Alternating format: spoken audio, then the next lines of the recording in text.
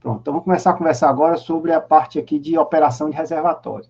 Então, você já começa, como eu estava dizendo, vocês estão começando a ficar bem armados. Então, você já tem aqui a bacia hidrográfica, certo? A gente já pode imaginar aqui, essa bacia hidrográfica aqui, a rede de rios, dessa bacia hidrográfica. A gente tem aqui a rede de rios da bacia hidrográfica.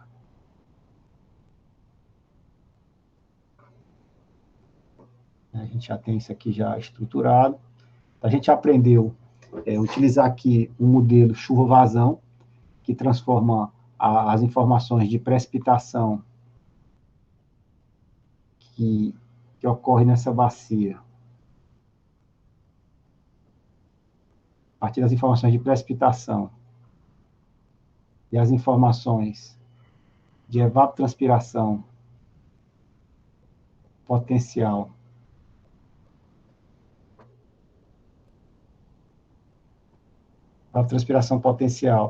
em alguns locais, em algum tipo de informação de vazão, a gente calibrar um modelo chuva-vazão. A gente aprendeu aí a fazer essa calibração desse modelo chuva-vazão, né? Então, a gente aprendeu aqui a gente tem um modelo que a gente aprendeu a calibrar associado a essa bacia hidrográfica, né? Então, a gente aprendeu a fazer isso. E agora o que a gente vai fazer, basicamente, é o quê?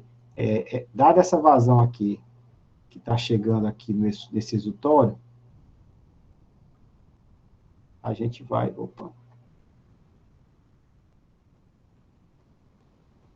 Dada essa vazão que está chegando aqui nesse exutório, a gente vai construir um reservatório.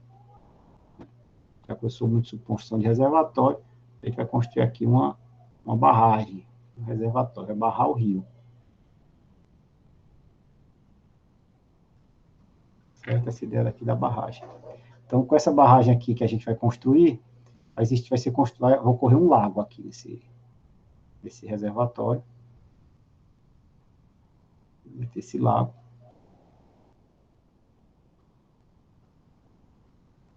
E a gente vai ter aquela vazão que estava chegando aqui no nosso lago. Tá? Então, a gente tem essa vazão que estava chegando aqui no nosso lago. Perfeito. Né? E a gente já viu que isso aqui, a gente pode obter essas informações a partir daquele modelo, que é dado que,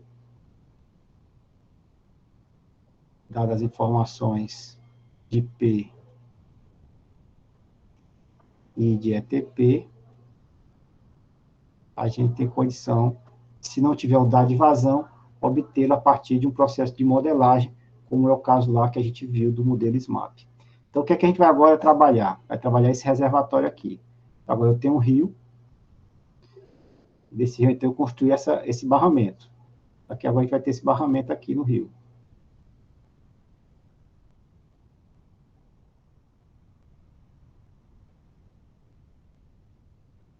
Certo? Então, nesse barramento aqui no rio, lento, a gente tem aqui um reservatório. Esse reservatório aqui, ele vai ter algumas características importantes. A primeira delas é essa vazão que chega ao reservatório.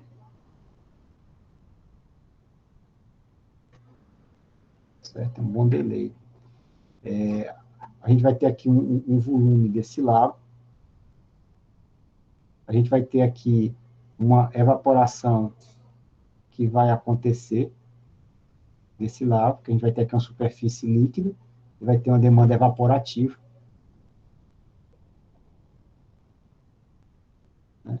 A gente vai ter aqui esse reservatório, ele não é um reservatório infinito, então pode ter momentos aqui que ele fique cheio e aconteça aqui um processo de divertimento desse lago.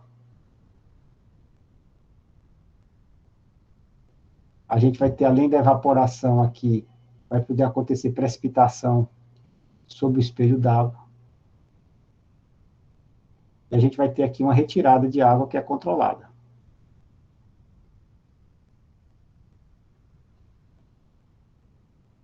Então, a gente vai ter uma parte da água que vai para o rio a jusante, que é não controlada, porque está associada aqui a esses vertimentos, e a outra parte aqui é controlada, que é a parte que a gente vai utilizar para o abastecimento humano, para irrigação, para a indústria, etc., que é o que a gente chama de vazão regularizada desse rio. Qual é a ideia básica do reservatório? A ideia básica do reservatório, então, é que a gente tem uma vazão que ninguém controla, que é a vazão que acontece no rio. E uma parte dessa vazão que ninguém controla, agora a gente vai controlar. Certo? E vai existir, então, um controle desse padrão de variação. Então, se antes, por exemplo, a gente tinha um rio em que as vazões elas pulsavam como se fossem batimentos cardíacos com, com grande variação, né? Assim, supor aqui.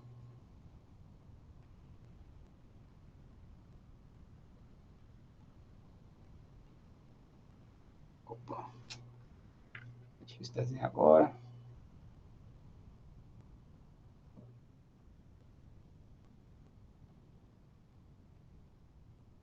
Vou desenhar aqui um gráficozinho.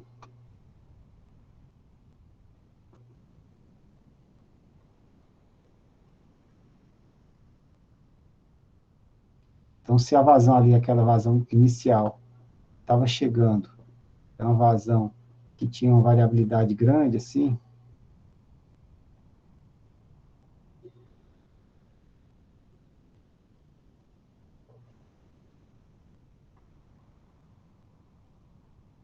agora o que vai acontecer é que a vazão R,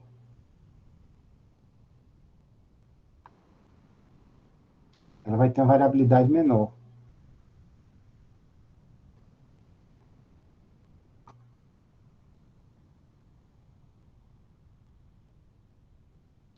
Essa vazão R ela vai ter uma variabilidade menor.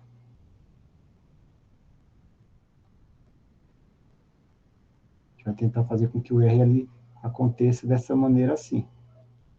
Certo? Então, uma parte dele vai pegar desse período que as vazões sejam maiores do que o que ele libera e vai armazenar. E nesses períodos aqui, esse valor que ele armazenou, ele vai utilizar aqui deplecionando o reservatório para poder preencher essa falha. Então, essa é a ideia da regularização, tá certo? É tentar fazer com que a gente modifique esse padrão de variação. Né? Nem que as cheias não sejam tão significativas, nem as secas sejam tão significativas, que a gente tem aqui um comportamento, uma variação menor no regime de vazões do rio. Certo? Então, a gente vai diminuir essas oscilações. Né? É óbvio que esse vertimento aqui vai ser uma variável não controlada, né, que pode aumentar essas liberações aqui na parte de jusante do rio, com isso, inclusive, ter cheias, mesmo após a construção do reservatório. Mas essas cheias vão ser mais esporádicas do que as cheias que existiam antes. E, além disso, a gente vai ter uma parte dessa água que a gente controla, que a gente vai poder utilizar para usos múltiplos, para o abastecimento humano, para irrigação, etc. Então, uma coisa que vai interessar para a gente saber é o seguinte, qual é o comportamento desse R? Uma coisa que a gente vai começar, posso dizer para vocês já de pronto, é o seguinte, que quanto menor for essa retirada, mais água vai ficar armazenada no reservatório. Então, quanto menor for o R com relação a esse Q, maior vai ser a garantia. Então, eu estou introduzindo aqui um conceito chamado de garantia e vou introduzir um conceito chamado de falha. O que é falha? Então, vamos começar por falha. A falha no abastecimento, ela vai ser associada ao seguinte conceito. A falha vai ser o número de vezes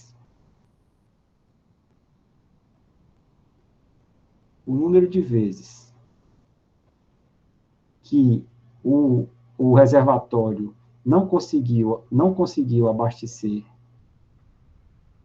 o valor de R, tá certo? Dividido pelo o número total de períodos de simulação.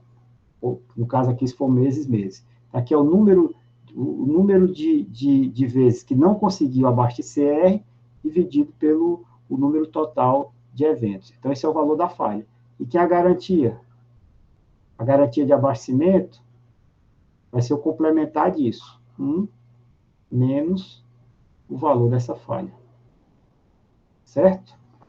Então, dependendo do valor desse R, se eu tenho um R, se eu colocar um R muito pequenininho, eu vou ter pouca falha.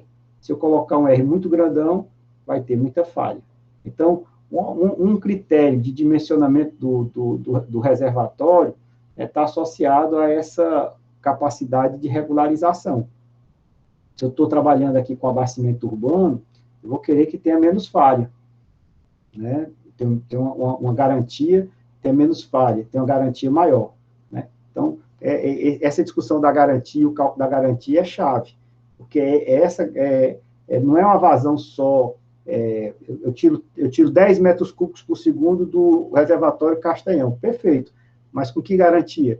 Eu tiro 50 metros cúbicos por segundo do reservatório Castanhão, mas com que garantia? Obviamente, a retirada com 50 metros cúbicos por segundo, eu vou ter mais falhas, vou ter menos garantia do que a retirada de 10 metros cúbicos por segundo. Então, quando a gente calcula a disponibilidade hídrica, ou seja, essa retirada que eu faço de um reservatório, sempre eu vou estar associando isso a uma certa garantia, de abastecimento. Né? Normalmente, o número de referência que a gente tem para garantia é 90%, tá certo? Ou seja, eu tenho 90% de garantia, significa ter uma falha de 10%. Ou seja, 1 em cada 10 anos, eu não consigo suprir aquela vazão que eu estou dizendo que é a vazão de liberação do reservatório. Então, 1 em cada 10 eu não consigo suprir aquela vazão. Então, como é que eu tenho esses números como é que eu calculo, então, para um dado reservatório, essas falhas e essas garantias? Para fazer isso aí, eu tenho que fazer o que a gente vai chamar de simulação do reservatório. A simulação do reservatório é que vai nos permitir calcular as falhas e as garantias associadas a diferentes vazões e, a partir daí, fazer aí um dimensionamento da possibilidade de exploração daquele reservatório. Tá bem? E essa simulação também do reservatório vai permitir dizer o seguinte, vai ter água, quanta água eu posso tirar esse ano, qual é a probabilidade de falhar no ano subsequente. Então, aqui eu tenho 2 horizontes de preocupação.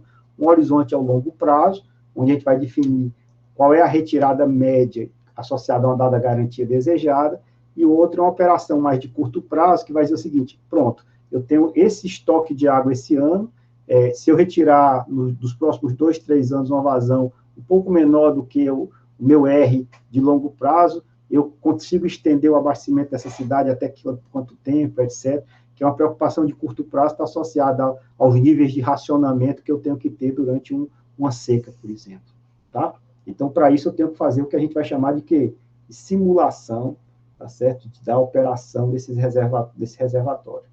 Tá? Então, essa simulação da operação desse reservatório, ela vai ser realizada de forma muito simples, a partir de um balanço de massa do reservatório. Então, eu vou fazer um balanço de massa do reservatório, considerando o conjunto dessas variáveis aqui.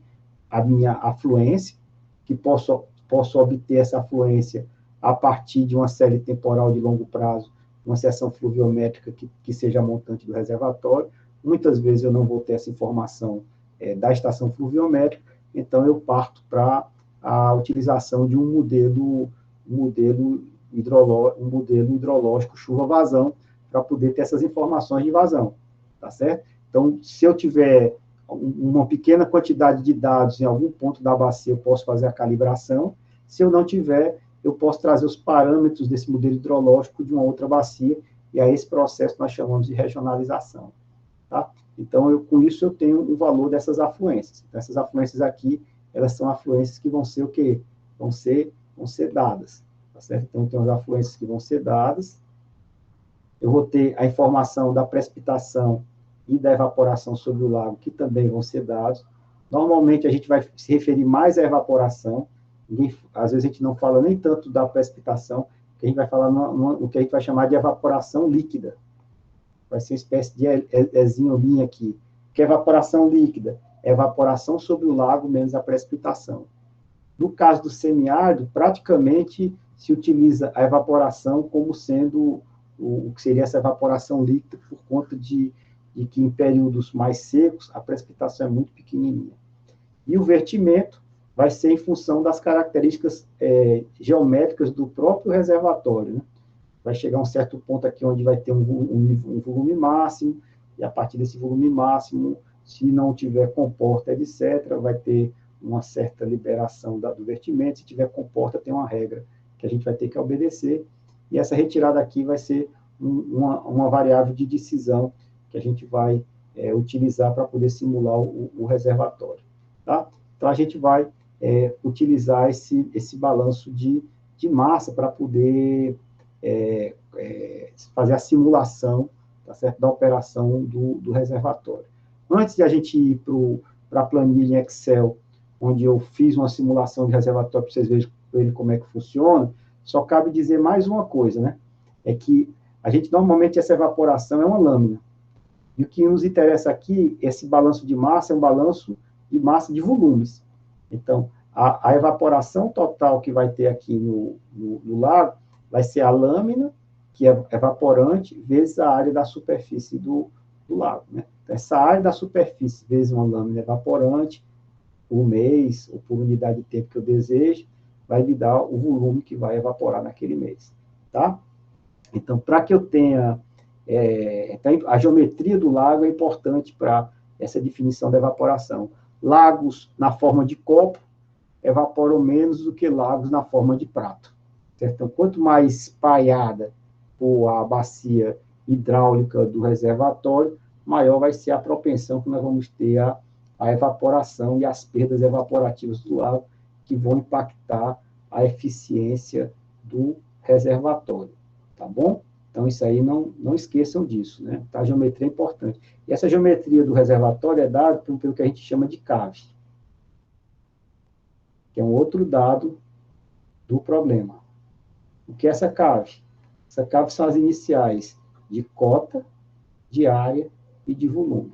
Essa cota, área, volume do reservatório é chave para a gente poder conhecer a geometria do lago. Como é que a gente obtém essa geometria do lago?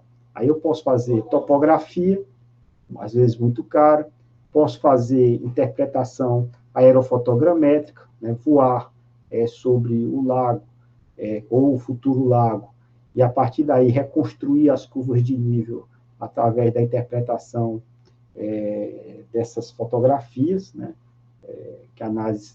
que esse tipo de análise foi muito feita aqui no Brasil, né, às vezes você reconstruía cartas na escala de 1 para 25 mil sobre o lago, com curvas de nível de 5 em 5 metros, e aí, a partir daí, você tirava as tais da cota área volume do reservatório. Né? E depois do lago construído, que tem água, né, você tem se utilizado muito técnicas utilizando ecobatímetros para reconstruir aqui o modelo numérico de terreno do lago, e a partir dessas informações desse modelo numérico de terreno construído a partir de ecobatímetro, reconstruir a cota área volume e identificar potenciais mudanças que tenham ocorrido no tal lago. Tá? Então, é assim que é feito. Está claro aí essa base conceitual? Posso partir aqui para a nossa planilha Excel? Então, entendi que sim. Então, vamos para frente. Para a apresentação aqui. E vamos lá agora para a nossa planilha Excel, onde nós vamos ter a operação do nosso sistema. Muito bem. Então, aqui,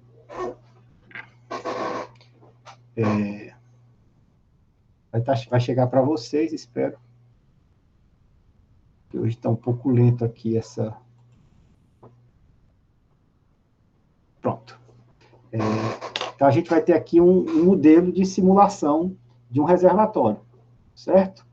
Então, esse modelo de simulação de reservatório, vamos começar aqui pela própria simulação. A gente tem aqui o ano, informação do ano, do mês, e aqui é um armazenamento inicial, né, que a gente vai... É uma informação que a gente sempre dá. Né? Se for um reservatório que ainda não existe, que a gente está pretendendo construir, aí a gente toma uma decisão. Normalmente pode utilizar 50% do volume máximo do reservatório, ou alguma coisa do gênero. Então, aqui a gente tem as informações de afluência. Aqui, as informações de afluência que eu já coloquei numa unidade do balanço hídrico mensal, que aqui no caso, normalmente a gente pode fazer para esse tipo de lago, balanço hídrico em hectômetro cúbico por mês. Aqui a gente tem as informações da lâmina evaporada. Então, com afluência e aquela lâmina líquida evaporada, que no nosso caso aqui é a própria lâmina evaporada. Então, essas aqui são as informações que eu preciso dar para o modelo. Aí, daí para frente, é o balanço de massa. Aí eu dividi o mês em duas partes, né? Primeira quinzena e segunda quinzena, só para melhorar a qualidade da resolução do equacionamento. Então, eu calculei a evaporação. Essa evaporação aqui em cima tem um cálculo da área do reservatório, que eu vou já mostrar como é que eu cheguei a essa equação alfa. Aqui é o volume médio do reservatório elevado a beta, certo? Então, aqui como é que a gente calculou aqui uma relação entre área e volume. Eu vou já mostrar como é que a gente calcula e multiplica por essa lâmina. Aqui a retirada, que eu pré-defino. Eu estou definindo aqui, nessas células aqui, quais são as retiradas que eu pretendo realizar. E aqui é o volume no final da primeira quinzena. Aí calculo com ele a evaporação, a retirada da segunda quinzena, o volume no final da segunda quinzena, que é igual ao volume no final do mês, certo? Então, com isso, eu vejo se o reservatório conseguiu não falhar, ou seja, se ele conseguiu liberar, por exemplo, aqui no caso aqui é 50 hectômetros cúbicos, 25 mais 25, então ele conseguiu liberar os 50, então ele não falhou. Aqui a contagem de falha ele é zero, certo? Qual foi a evaporação? Essa evaporação vai ser a evaporação da primeira quinzena mais a evaporação da segunda quinzena, a evaporação total do mês. E se ele verteu? Como é que eu sei se ele verteu? Se esse volume aqui for maior que o volume máximo, vai haver vertimento. Então, eu transfiro para o próximo mês só o volume máximo e deixo aqui guardado, né, ou é uma perda para o sistema, o valor do tal do vertimento. Tá certo? E aí, computo a falha. Pronto. É simples assim o processo de simulação do reservatório. É bem tranquilo. E aí, por exemplo, o volume do final desse mês, no último dia do mês, é igual ao volume que inicia o mês subsequente. E aí eu faço no mês subsequente o mesmo balanço de massa. Então, aqui, com essa simulação simples, a gente tem condição de fazer aquelas estatísticas básicas. Quais são as estatísticas básicas? Percentual de falha do modelo, certo? Percentual, qual é a garantia e qual é a falha que tem no modelo. Então, se eu, por exemplo, mudar aqui, ao invés de 50, eu colocar 40 hectômetros cúbicos por mês, que significa uma retirada de 15 metros cúbicos por mês, observe que a falha agora foi para 3%. Antes a falha era quanto? Ó? A falha era em 10%, falha em evento, ou seja, o número de eventos que não conseguiu suprir, e agora a falha é de quanto? 4%. Observe que aqui o comportamento reservatório secou desses períodos aqui. No anterior, ele secava por períodos mais longos, né, e uma quantidade de eventos maior. Né? Então, a definição de qual é a minha retirada define essas garantias de abastecimento, a falha e a garantia. E vocês estão vendo aqui que tem dois conceitos, uma falha em eventos, outra falha em volume. Qual é a falha? E a falha em evento é sempre maior. Porque o que é a falha em evento? A falha em evento é o seguinte, não conseguiu suprir, por exemplo, eu desejo ter 50 hectômetros cúbicos naquele mês. Tive 49, falha em evento.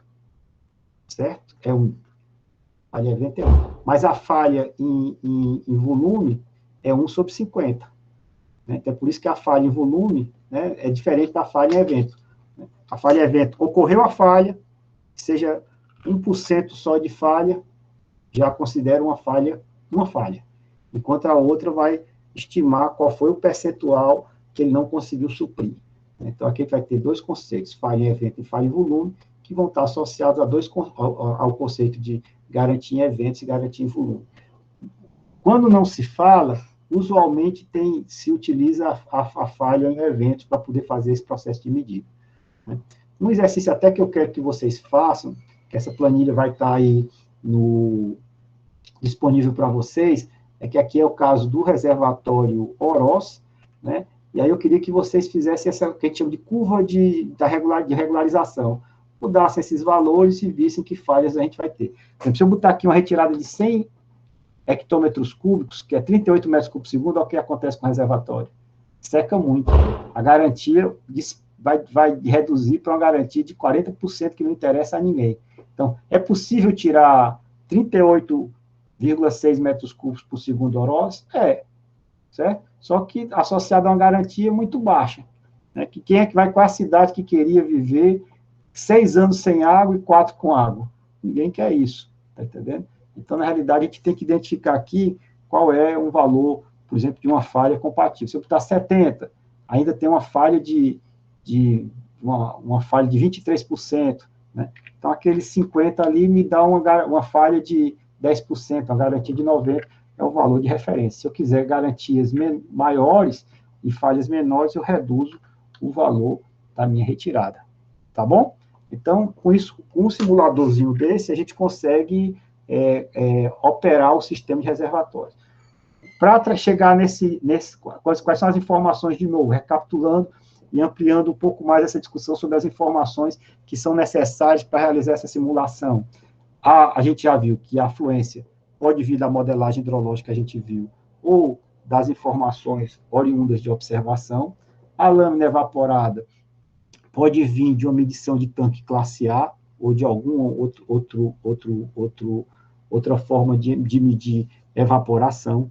Se ela vier de tanque classe A, a gente precisa aplicar um fator de correção nessa lâmina evaporada. A gente já conversou isso sobre evaporação, mas eu faço questão de lembrar aqui.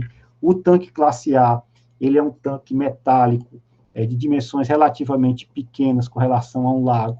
Então, em função disso, por exemplo, o lago, ele vai ter toda uma profundidade maior, uma circulação de água que vai poder resfriar um pouco mais a superfície, não vai ter as trocas laterais que tem no tanque classe A. Então, a evaporação do lago é menor do que a evaporação do tanque classe A, principalmente para grandes lagos.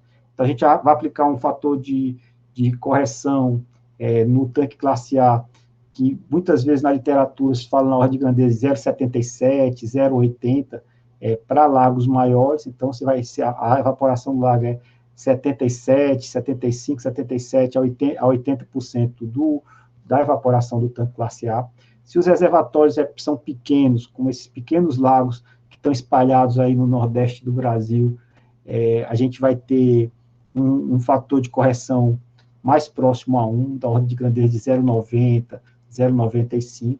Então, dependendo do tamanho do lago, a gente vai ter aí um fator de correção a ser aplicado naquela lâmina do tanque classe A para trazer aqui a informação para o reservatório do que seria aí essa evaporação no lago, tá bom?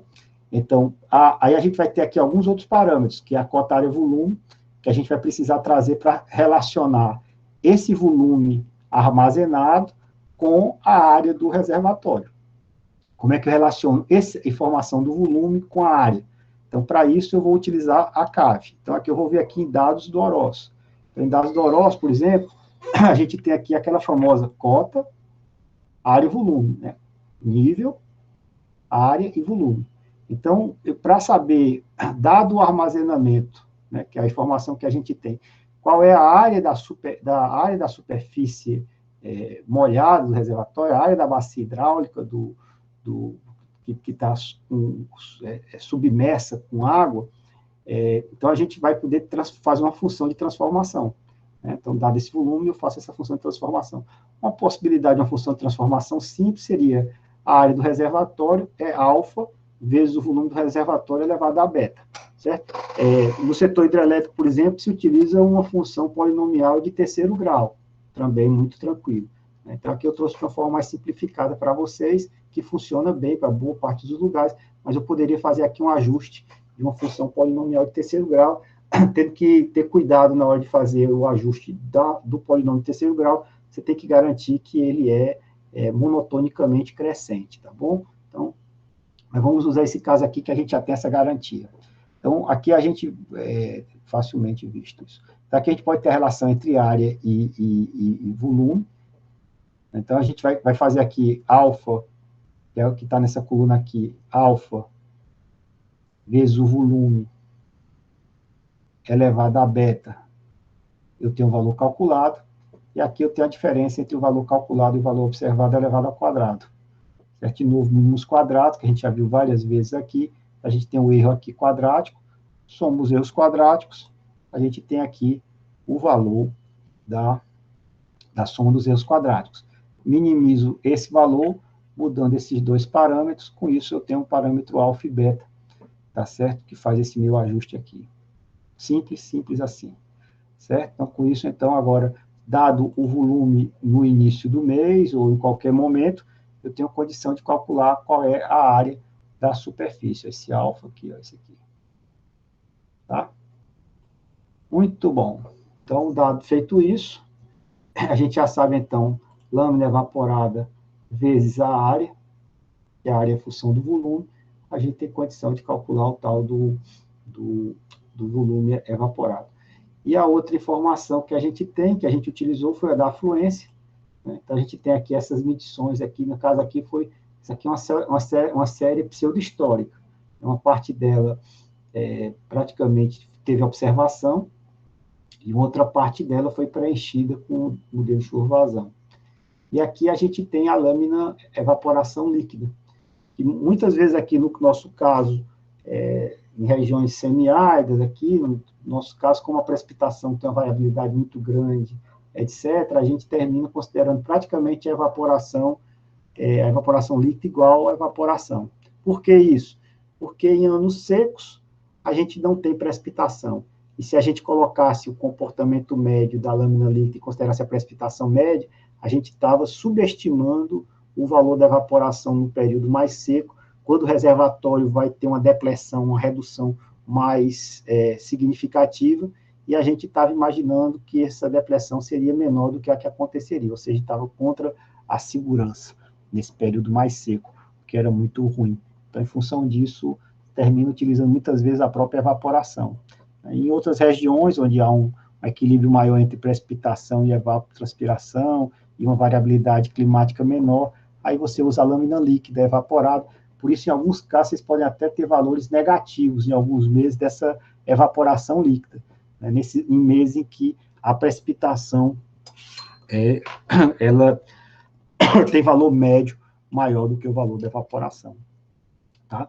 Então, com isso, a gente tem e pode transformar, então, essas vazões aqui em metros cúbicos por segundo, em hectômetros cúbicos por mês, e com isso fazer o cálculo aqui do balanço de massa do reservatório.